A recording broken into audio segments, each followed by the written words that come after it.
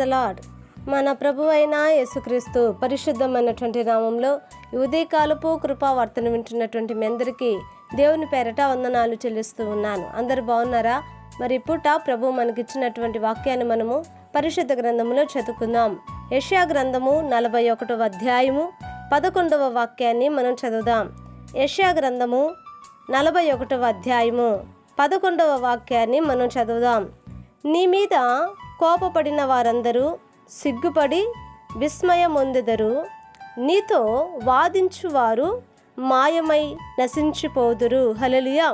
నా దేవుని బిడ్డలారా, గమనించండి, ఇక్కడ చదివినటువంటి యొక్క వాక్యములో నీ మీద కోపపడిన వారందరూ సిగ్గుపడి విస్మయమొందెదరు అని ఇక్కడ రాయబడి ఉందండి. ఆలోచించండి, మన మీద ఎవరైతే కోపపడుతున్నారో వారందరట ఒకానొక దినమున సిగ్గుపడతారని దేవుని వాక్యం సెలవిస్తూ ఉంది. నా దేవుని బిడ్డలారా, మనల్ని ప్రేమించేవారు లేకపోవచ్చేమో, మనల్ని ఆదరించేవారు లేకపోవచ్చేమో, మనల్ని అర్థం చేసుకునేవారు లేకపోవచ్చేమో, కానీ మన మీద కోపపడేవారు మాత్రము చాలామంది ఉంటారండి. గమనించండి, మీ జీవితాలలో కూడా మీ అక్కరలో, మీకున్నటువంటి ఇబ్బందిలో, మీకున్నటువంటి పరిస్థితులలో ఆదరించి బలపరిచి ప్రేమించేవారు ఉన్నారా?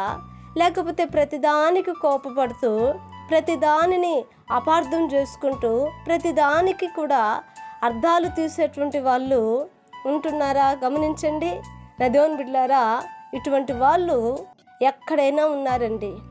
నువ్వు ఒకవేళ ఈ చోట వీళ్ళు ఉన్నారు కనుక, ఈ స్థలంలో వీళ్ళు ఉన్నారు కనుక, ఇదిగో ఈ యొక్క మరి ఇళ్ళ మధ్యలో వీళ్ళు ఉన్నారు కనుక వీరికి దూరంగా వెళ్తానని మరొక చోటుకి వెళ్ళినా అక్కడ కూడా వాళ్ళే ఉంటారండి.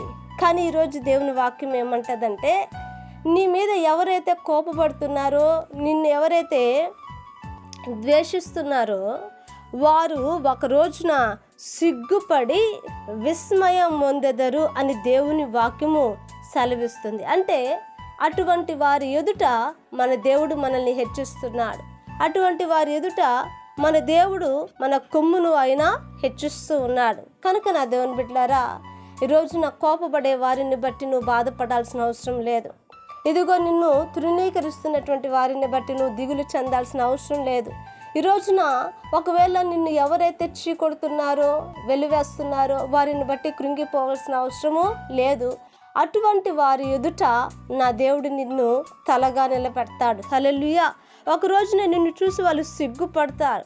ఇటువంటి వ్యక్తులనైనా మనం ఇలా మాట్లాడింది అని ఆశ్చర్యపోయి విస్మయం పొందుతారు. కనుక ఈ రోజున ఈ వాక్యాన్ని వింటున్నటువంటి నా దేవుని బిడ్డలారా, ధైర్యం తెచ్చుకొని ప్రభు వైపు చూడు. నా దేవుడు నిన్ను, నీ కుటుంబాన్ని బలపరచునుగాక. హల్లెలూయా. ప్రార్థన చేద్దామండి. మహాపరిశుద్ధుడైన మా తండ్రి, కృపగలిగిన మా గొప్ప దేవానికి వందనాలు యేసయ్యా. ఇదిగోనైనా ఈ ఉదయ కాలమందు ప్రభా, అయా మీరు మాట్లాడిన ప్రతి మాటల కొరకే ప్రభానికి స్తోత్రాలు చెల్లిస్తూ ఉన్నాను.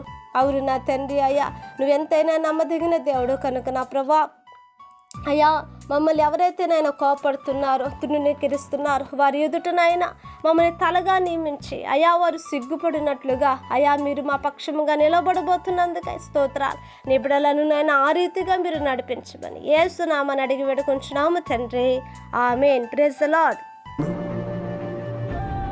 దేవుని కృప మీకు తోడై ఉండును కాక.